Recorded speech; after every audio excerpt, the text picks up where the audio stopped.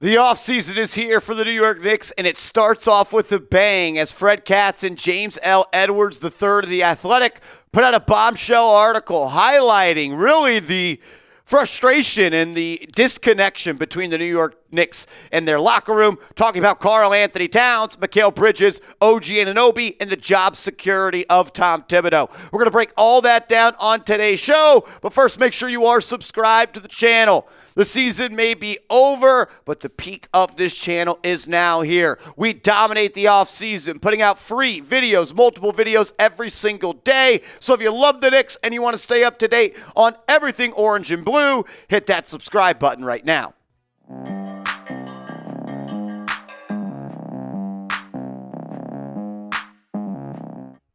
Welcome in to New York Knicks Now by Chat Sports. I am your host, Marshall Green. Appreciate everybody being here. We're just going to react to the article that Katz and Edwards put out immediately after the Game 6 loss to the Indiana Pacers. I have linked that article in the description of this video, so if you want to go read it yourself, feel free. I just wanted to share my thoughts as there was a lot of thought-provoking spots in this article. Let's start from the top of the article and work our way down.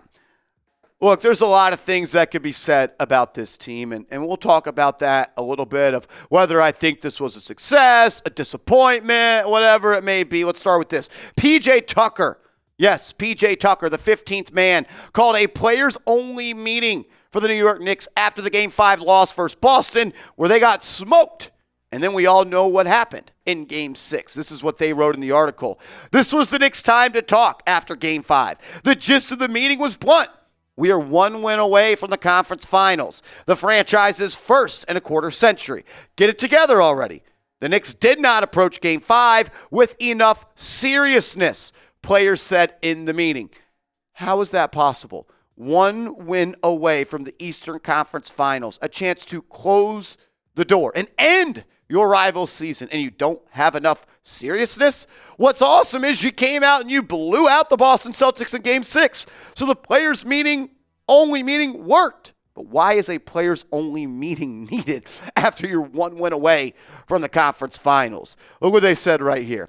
New York organized multiple player-only meetings after embarrassing defeats throughout this postseason run, all with various degrees of intensity, per league sources. It's not uncommon for teams to hold meetings without coaches, but it is rare for squads that went as far as the Knicks did to do it as often as they did during the playoffs. And for the kick in the behind reasons they occasionally deem necessary. The 2025 Knicks dealt with disputes on the bench, criticism about their starters playing too many minutes, one of which came from the inside in public comments about sacrifice, egos, and agendas. On one night, they would roar back from down 20 points through in the Celtics.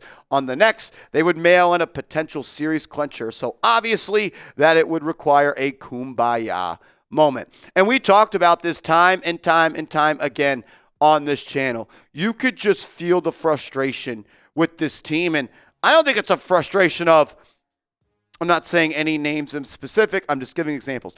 Jalen Brunson hates Josh Hart, or Josh Hart hates Jalen Brunson. It all just seemed like it was a basketball reason. They just didn't mesh basketball-wise. And if you're not serious about winning a game to get to the conference finals, I think that speaks volumes about who you are as a competitor. And why is a players-only meeting needed this consistently? And why is PJ Tucker the guy calling him when he just joined this team in February?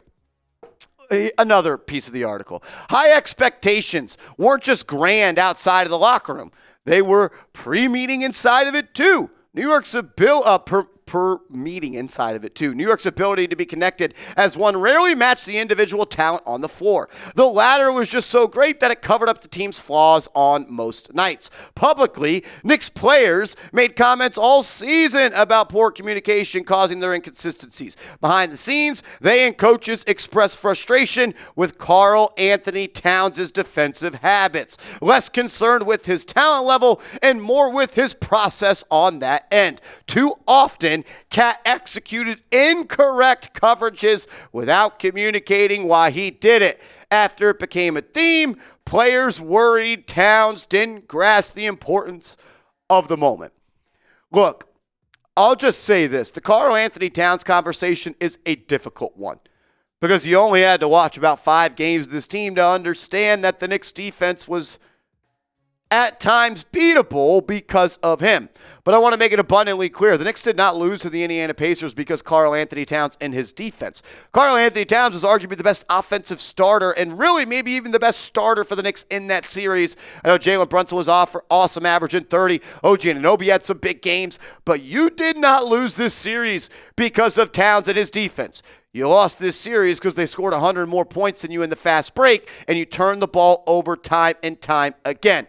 You go back to people being upset with Towns on the floor, and Josh Hart publicly talking about that there needs to be sacrifices and no agendas, and we need to play as one. The starting 5 just never clicked. Brunson, Bridges, Hart, Anunoby, and Towns. It simply didn't give you the return on investment that you needed. Since January 1st until the end of the season, the starters got outscored by 1.4 points per 100 possessions. The group was a minus 33 heading into Game 6.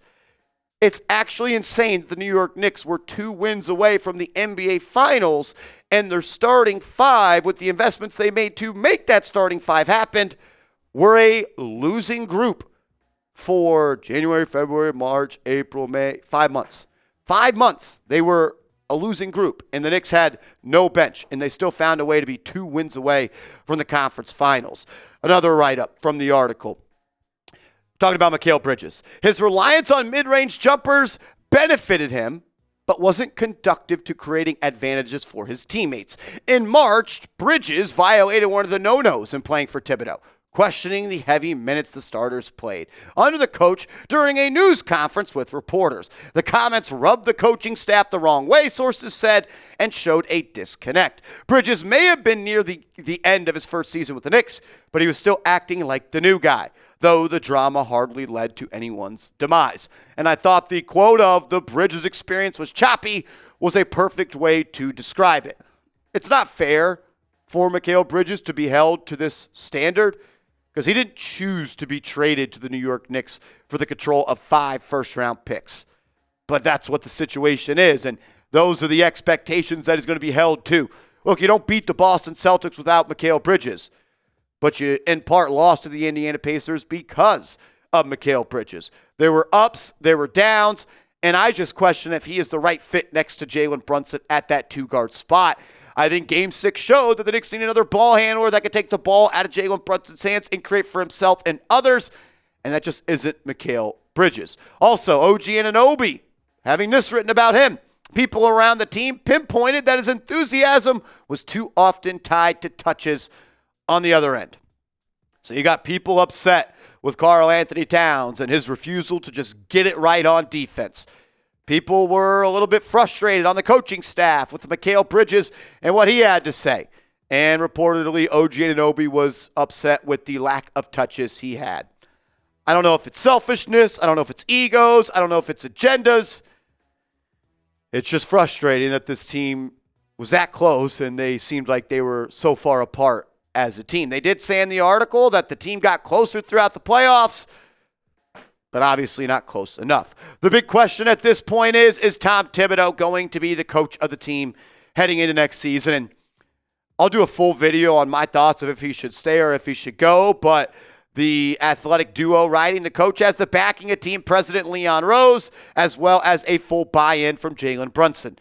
Brunson was asked at the press conference following Game 6 if he believes Tom Thibodeau is the right man for the job, and he said yes, and he asked the reporter, "Are you joking by asking this question?" So obviously Brunson wants him here, and according to The Athletic, Leon Rose wants him here as well. I got a couple more thoughts on this article as well as the season in totality. But first, if you're a real one and you rock with the Knicks 365, get your chatsports.com or go to chatsports.com/realknicks and get your Knicks Now Real One t-shirt today. We've got blue, we've got black. If you want to support the show, we'll also ride in with your New York Knicks. Go to chatsports.com/realknicks, get your t-shirt today, and show some love.